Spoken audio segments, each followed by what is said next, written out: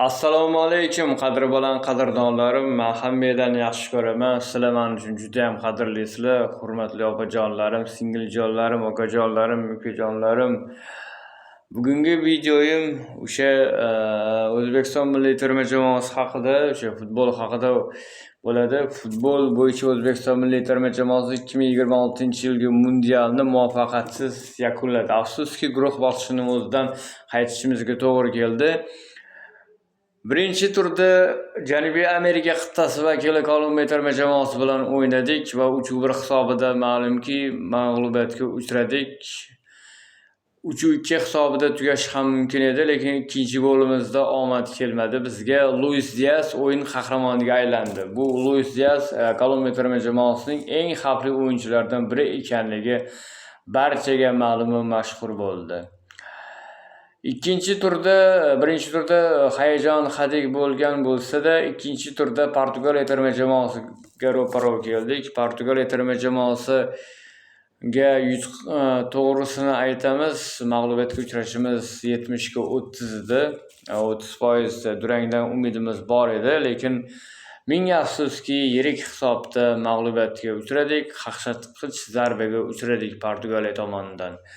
O'sha kuni Portugallar nimalar qilganini, o'sha tunda nimalar qilganini barcha ko'rdi. Maydonda yotib qolishlar, 2-1dan keyingi hakamning nohaq qarorlari 180 darajaga barchasini o'zgartirdi. O'yinga bevosita va bilvosita ta'sirini o'tkazmay qolmadi. O'sha Portugaliya terma jamoasining nayranglari, xiyla nayranglari, o'yindagi xiromlik barchasi hisobga olinmagan. Azjon G'aniyevning goli, asabiy o'yin, og'ir o'tgan o'yin, yopiq zonalar bizni rejadagi ishimizga to'sqinlik qildi. Va natija 5-0 yirik hisobdagi mag'lubiyat. 3-turda qiziq holat, Kongo terma jamoasi bilan o'ynasa bo'lar ekan, yutsa bo'ladigan jamoa ekan. Men buni ko'rdim o'z ko'zim bilan. O'yinni to'liq 100 daqiqa, balki 100 dan oshiq daqiqasini ko'rdim. Yutsa bo'ladigan jamoa edi Kongo. 1-0 hisobida tanaffusga chiqib ketdik. 1-0dan keyin bizda bemalol garchilik, suskashlik, beparvolik degan narsa kuzatildi. Shu 1-0dan keyin 2-0, 3-0 qilish imkonimiz bordi.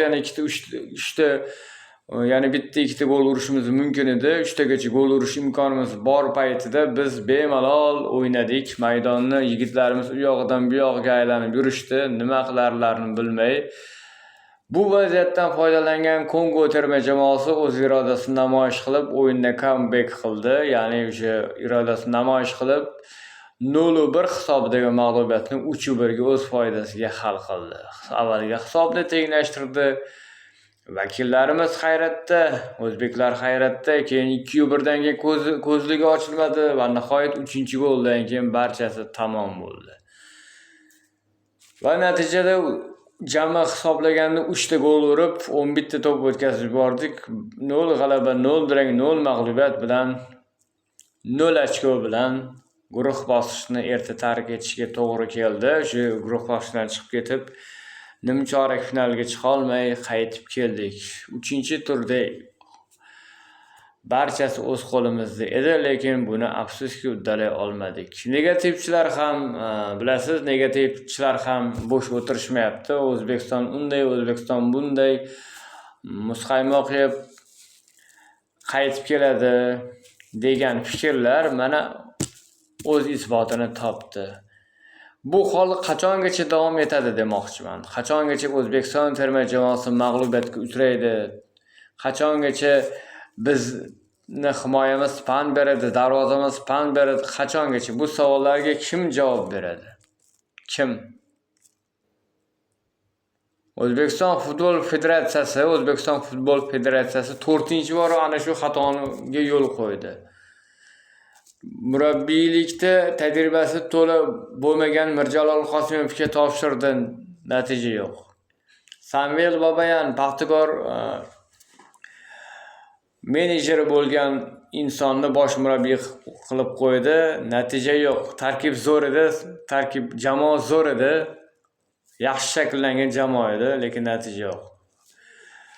Bosh murabbiylikda umuman ishlamagan Yuriy Vazgenich Sarkisyan bosh murabbiy qilib qo'yildi, unda ham natija yo'q. Mana hozir 4-xato Fabio Cannavaroga 100% ishonish, oqibatda 0 ga teng natija. 0 ga teng natija. Xudo xohlasa, baribir yigitlarimizga rahmat, shunchalik minnatdormiz sizlardan. Yigitlarimizga omad, zafar, rivojlar keyingi o'yinlarda Xudo xohlasa 2027-yildagi Osiyo chempionatida yaxshigina natijalar kutib qolamiz. Barchaga omad, rahmat e'tibor uchun. Yoqqan bo'lsa like, kommentlarni ayamaymiz, podpiskalarni ayamaymiz. Ben sizlar uchun ijoddaman. Omad hammaga.